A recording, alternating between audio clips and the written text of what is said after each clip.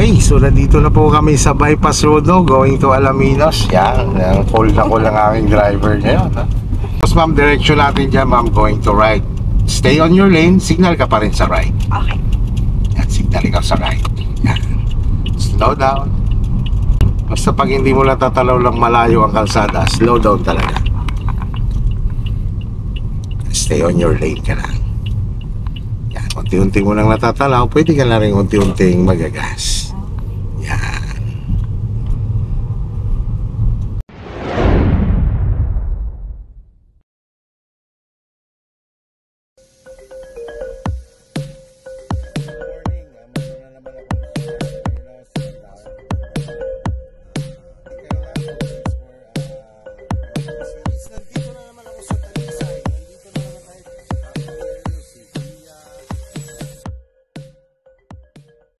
Okay, speed up lang ikaw, tingin sa left. Pag wala, signal and lipat sa left. Wala, yan. Patay na si signal light. Focus lang. Huwag may ilang sa kasalubong, ha. Focus ka lang sa kalsada mo. Pag mayroong sasakyan sa likod mo, huwag magtitignan masyado. Pagka sinulyapan mo lang, sintight lang ikaw sa ginagawa mo. Iba po yung feels na pag kami mga kasalubong ka na. Kasi pag alim mo ang attention mo ay nasa kanila, mawawala ka naman sa momento mo. Yan naman ay may sariling silang linya, may sarili ka rin linya. Tapos may mga pagkakataon na ma'am, minsan may mga driver na, halimbawa may tricycle sila pinupuntutan. Tapos natansya ka nilang medyo malayo pa, na-overtake sila sa lane mo. Yun, ang gagawin mo naman doon, slow down ka naman, ikaw yung magbibigay. Hayaan mo silang makakapag-overtake. Yung pagka nagda-drive ka na sa ganito, yung pay attention ka na sa linya mo, sa mga kasabayan mo, yung gano'n. Sulyap-sulyap lang ba? Check mo ang iyong side mirror kung ikaw ba ipasok sa linya mo. Pagka ganyan ang sitwasyon, slow down. Tingnan mo ang kanan mo, masyado kang dikit sa kanan. Sulyapan mo ang kanan mo. Yan. Matakot sa kasalubong.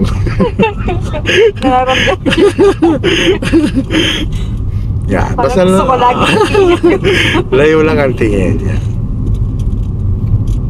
Ano naman ay basta stay on your lane ka lang. Gusto ko lagi ihit pa kabila. Okay, so yan ma'am Veronica, intersection po yan. So ang direksyon po natin ay diretso. But we need to slow down kahit nasa priority lane tayo.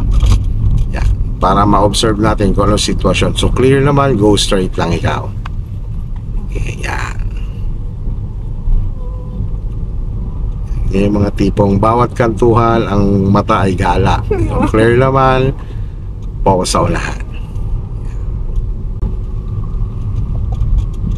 Halimbawa, pag sulyap mo sa center mirror mo o rear mirror mo, halimbawa ikaw ay may kasunod, yon, mag-observe ka sa left and right mo kung saan siya u-overtake sa'yo.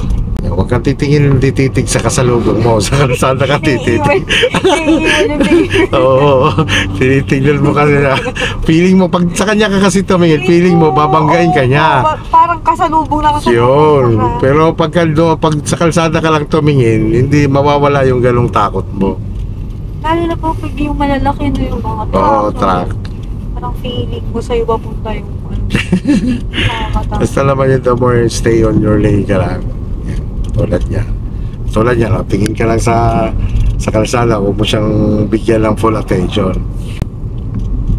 Naiiwan yung tingin ko sa kasulong. Napapatulala ako, kuya ron. Napapatulala. Slow down. Ng mga defensive driving. Pag unti-unti mo naman siya nakikita na, nabivisualize mo siya, unti-unti mo na rin siya ibalik sa normal na speed na gusto mo.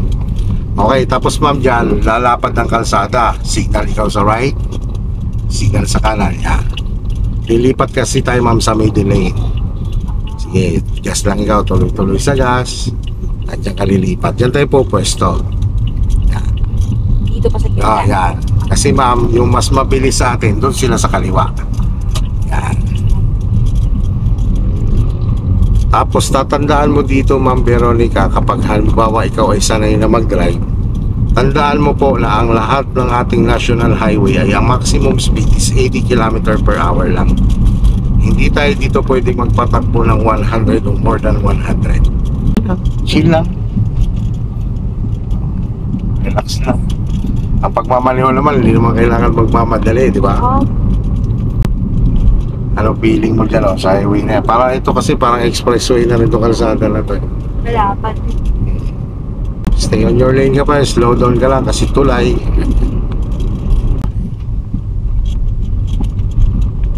Nandito na si Ma'am Veronica sa Alaminos.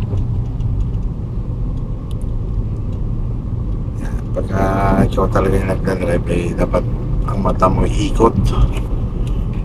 Stay on your lane ka pa rin, diretso lang tayo. Yan, pumatag naman siya, pwede ka magas ng bahagya yan. Yan. Lalo na pagka ganyan, may construction, slow down talaga.